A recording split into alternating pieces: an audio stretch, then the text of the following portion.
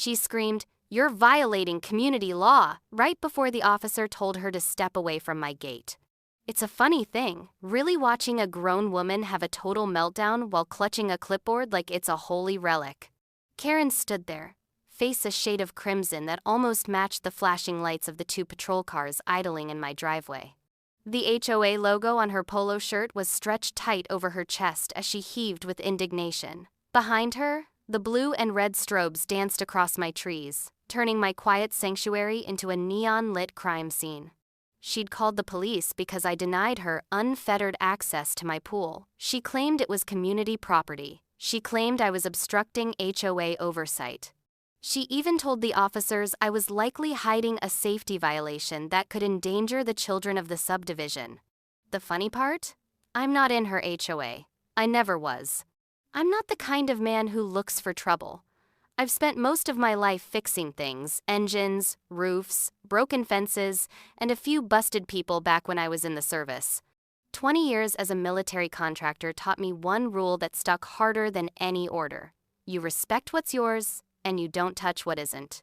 When I retired, I bought 10 quiet acres just outside town, wrapped around an old farmhouse and a pool my father built with his own hands back in 1978. It was my peace, my legacy. And then, the board arrived. The welcome committee. The first time I met her, she arrived with 2 others, the welcome committee. They had those precision-engineered smiles that didn't quite reach their eyes, and glossy binders full of rules they expected me to treat as scripture.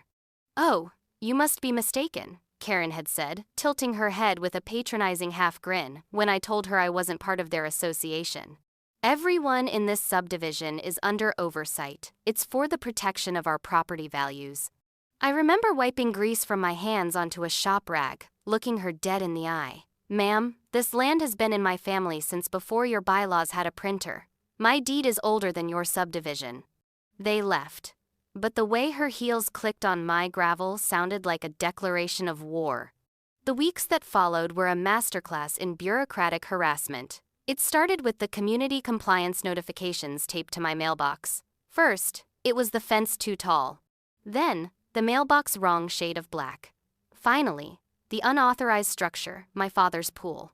They began levying fines, $50, $100, $200. By the end of the month, they sent me a formal letterhead gold embossed, very fancy, claiming I owed $3,000 in administrative penalties. I didn't pay a cent. I just tucked the letters into a steel folder and went back to my coffee. The siege begins. Karen didn't like being ignored. In her world, a clipboard was a scepter, and I was a peasant refusing to bow. She started the community patrol. A silver SUV would park across the road at dusk, its occupants jotting notes every time I walked to my workshop. Then came the drones. Small, buzzing gnats with red blinking eyes that hovered over my tree line, filming my backyard. I didn't get angry. Anger makes you sloppy. Instead, I installed my own cameras, high-definition, night vision units that covered every inch of my curtilage.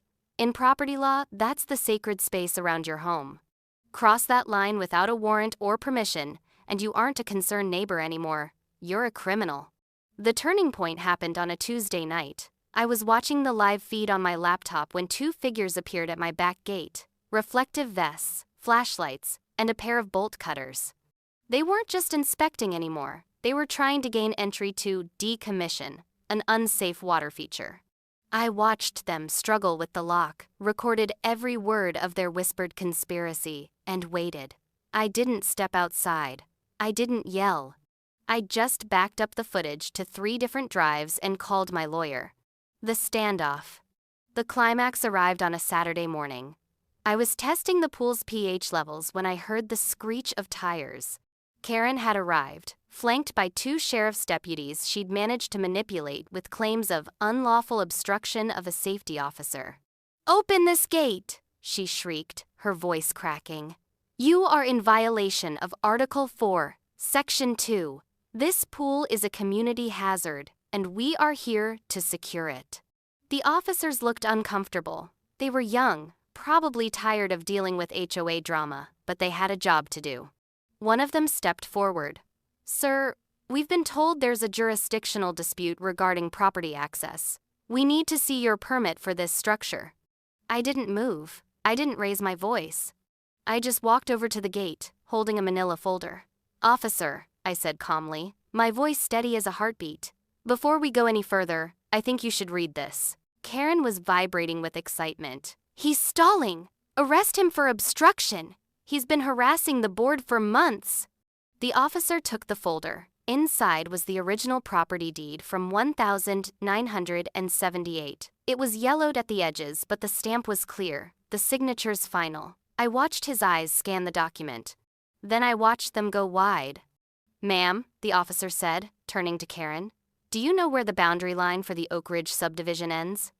It ends at the main road, she snapped, including this entire parcel.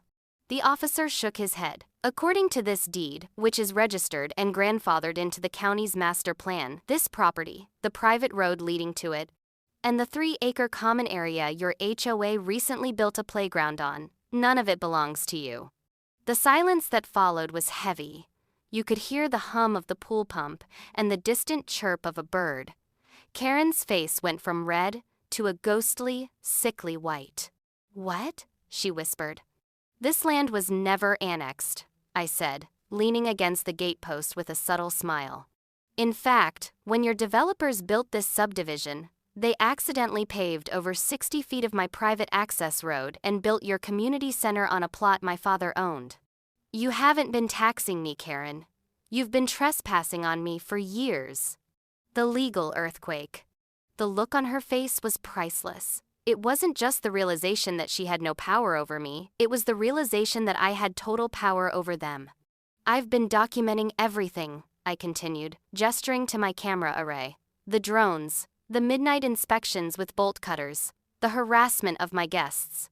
And since you've been using my private road to access the subdivision for the last decade without an easement, I think we're going to have a very long conversation about back rent.